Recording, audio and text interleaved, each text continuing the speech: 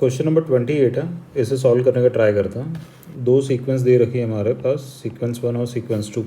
ये बोल रहा है कि सेम पैटर्न फॉलो कर रहा हूँ, तो जो सीक्वेंस 2 है उसके सी के प्लेस में क्या आएगा ये हमें पता करना है। तो इन शॉर्ट हमें पता करना है कि सीक्वेंस ए है, इसमें कौन सा पैटर्न फॉलो हो रहा है। पॉज करके पहले खुद से ट्राई कर लेना सॉल्व करने का, ठीक है। अब ये अगर ये सी साइड का क्वेश्चन है तो मतलब ये क्या बहुत कॉम्प्लेक्स नहीं होने वाला, ठीक है।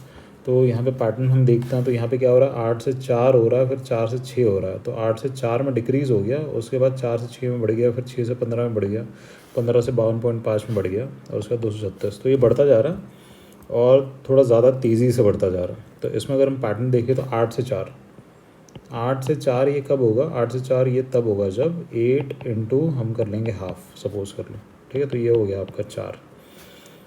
अब 4 से 6 कैसे होगा, 4 से 6 करने के लिए अगर 4 को हम 3/2 से इंटू करते हैं तो ये हो जाएगा आपका 6, ठीक है। अब ये मुझे कैसे पता चल रहा है कि मैं हाफ से इंटू करके देखा, फिर 3/2 से इंटू करके देखा।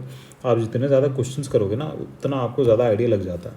फिर फॉर एग्जांपल 6 है, अब 6 से 15 कैसा आएगा। अब यहाँ पे देखो, अगर 6 को मैं 5/2 से अगर इंटू कर दूँ, ठीक है, तो ये आपका 3 हो गया कट के, और ये हो गया आपका 3 5 15, ठीक है। तो ये किस तरीके से फॉर्मूला बढ़ता जा रहा है। पहली सीक्वेंस निकालने के लिए हमने हाफ से इंटू किया, फिर सेकंड सीक्वेंस निकालने के लिए 3/2, फिर 5/2। इन शॉर्ट ऊपर वाला जो आपका न्यूमरेटर है वो बढ़ता जा रहा है, ठीक। नेक्स्ट में आ जाएगा आपका 7/2, उसके बाद आ जाएगा 9/2, इस तरीके से। तो हमें क्या सी तक ही निकालना है, मतलब जैसे 15 आ गया ना तो 15 तक निकालना।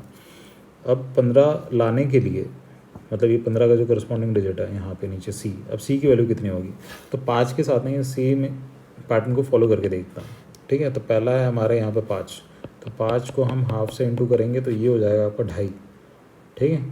तो 2.5 ले लेते हैं या फिर 5/2 ही ले लेते हैं, ठीक है, अभी के लिए। तो अब बी की वैल्यू कितनी हो जाएगी, बी की वैल्यू के लिए 5/2 है, इसको हम इंटू करेंगे 3/2 से, ठीक है। तो ये हो जाएगी आपकी 15/4, ठीक है। अब उसके बाद सी की वैल्यू निकालनी है। अब सी की वैल्यू निकालने के लिए हम क्या करेंगे, यहाँ पे नीचे कर लेते हैं। जो हमारा 15/4 आया इसको हम इंटू करेंगे, नेक्स्ट हमारा फॉर्मूले में क्या आ रहा है 5/2, ठीक है। तो 5/2 से हम इंटू करेंगे, तो ये आ जाएगा आपका 15/5 कितना हो जाता है 75, और नीचे आ जाता है 8। तो ये आपको मोटा मोटा दिख रहा है, 8 9 से 72 होता है, तो 9 के अराउंड आएगा, ठीक है। तो ये ऑप्शन आपका सी आ गया। तो अब इस पूरे प्रश्न में सार क्या हो रहा था, मतलब आपको फाइंड क्या करना था कि पहले जो सीक्वेंस है वो क्या पैटर्न फॉलो कर रही है, ठीक है। तो सी साइड का क्वेश्चन ज़्यादा कॉम्प्लेक्स नहीं होता, वो आरबीआई में जो क्वांट आता है उसके इतना कॉम्प्लेक्स भी नहीं होगा, या फिर कैट में जो क्वांट आता है उतना कॉम्प्लेक्स भी नहीं होगा, ठीक है। तो यहाँ पे जो सीरीज़ है इसे हम थोड़ा कॉम्प्लेक्स मान के चलेंगे कि पहले मैं हाफ से इंटू हो रहा था, फिर 3/2 से हो गया, फिर 5/2 से हो गया, फिर 7/2 से हो गया, इस तरीके का पैटर्न, ठीक है। तो यूजुअली आपको जो पैटर्न्स दिखेंगे उसमें क्या हो रहा होगा, या तो कुछ ऐड हो रहा होगा, या तो कुछ सब्सट्रैक्ट हो रहा होगा, या किसी नंबर से मल्टीप्लाई हो रहा है, या फिर किसी नंबर से डिवाइड हो रहा है। इस केस में क्या हो रहा है, मल्टीप्लाई तो हो रहा है बट वो फ्रैक्शन से हो रहा है, ठीक है। तो ये इसमें फर्स्ट डिफरेंस था।